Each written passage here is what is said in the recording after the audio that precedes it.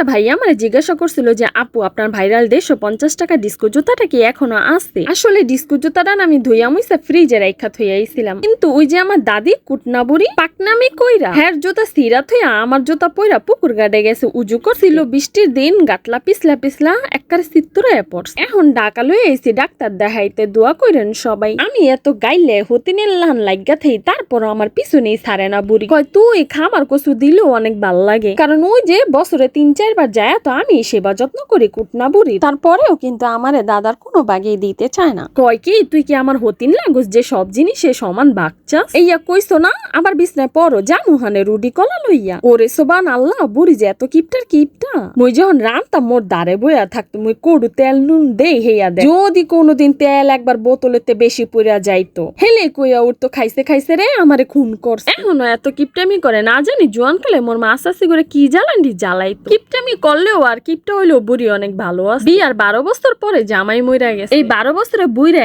এন্দা গেন্দা গুড়া বাইসা মিলা 5টা গুড়াগাড়া থইয়া গেছে, আর এই আদ দিয়া 5টা গুড়াগাড়া মানুষ করছে। তাইলে কি কম কষ্টে মানুষ করছে? খালি কি জমিন বেচা পোলাহানরে খাওয়াইছে। আবার বুড়ির বাপের বাড়ির অবস্থাও ভালো, জামাই বাড়ির অবস্থাও ভালো থাকলে কি হইব? জামাই নাই এখন পোলাপান মানুষ করতে তো জমি জামাই বেচা লাগবো। তো আমি আবার কইতাছে বুইরায় রাইখা যাও জমিরই তোমরা বেচা খাইছো, এটা কোনো কাম করছো? বুইরায় গেছে গা, তো তুমি কার আশায় পইরা আসছিলা? এই গুড়াগাড়ার লোমা হালায় থুয়ে তুমি ভালো একটা জায়গায় বিয়া বইতা। পরে আমারে কয় কি তোর মুখটা পাশে পিছা দিয়া পিটাম, তোর মুখে কি কিছুই আটকায় না? মানে আমার দাদার প্রচুর পরিমাণে গ্যাস্ট্রিকের সমস্যা ছিল, আর তখন তো কোনো গ্যাস্ট্রিকের ওষুধ ছিল না।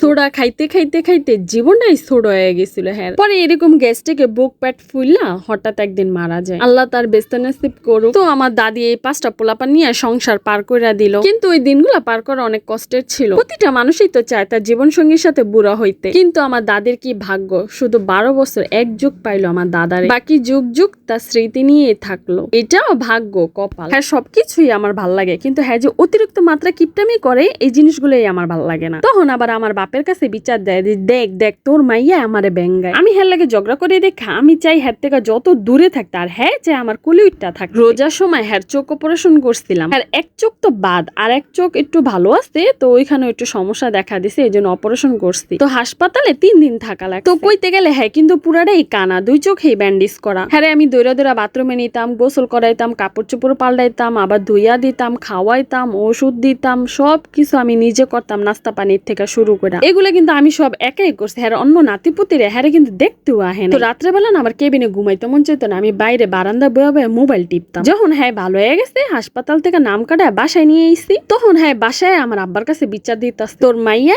একটু আমার পাশে থাকতো না, খালি বয়ে বয়ে মোবাইল। এখন কোন কেমনটা লাগে হ্যার লগে বলে আমি হুদে হতিনের মতো লাগিয়া থাই। তখন আমি কইতাছি এই যে এমন করছো না, আবার তোমার অসুখ বিসুখ হোক, তোমার হলেও যদি আমি আর হাসপাতালে গেছি, কুটলাম বুড়ি খালি আমার লগে কুটলামি করে, আমি আর যাবো না তোমার লগে হাসপাতালে। এই যে এখন আবার ডাক্তার দেখাইতে ঢাকা আইছে, এখন যাও যে তোমারে ভালো পায় হ্যার লগে। তুই সারা যামু না আমি কের লগে, তুই কসু দিলেও মোদ্দারে ভাল লাগে। আমি বাড়িতে গেলে হ্যার লগে ঝগড়া কাজ্জা করি না। তখন আমার ভাবিরা কয় আল্লাহ না করুক হ্যার যদি কিছু হয় মাটি ফাড়াইবা তুমি সবার আগে। হায়াত ময়তের কথা কোন জানে, হ্যাঁ অনেক বছর বাচ্চা থাক, আমি এই দোয়াই করি, কারণ হ্যাঁ না সবসময় আমার চিন্তাটাই বেশি করতো।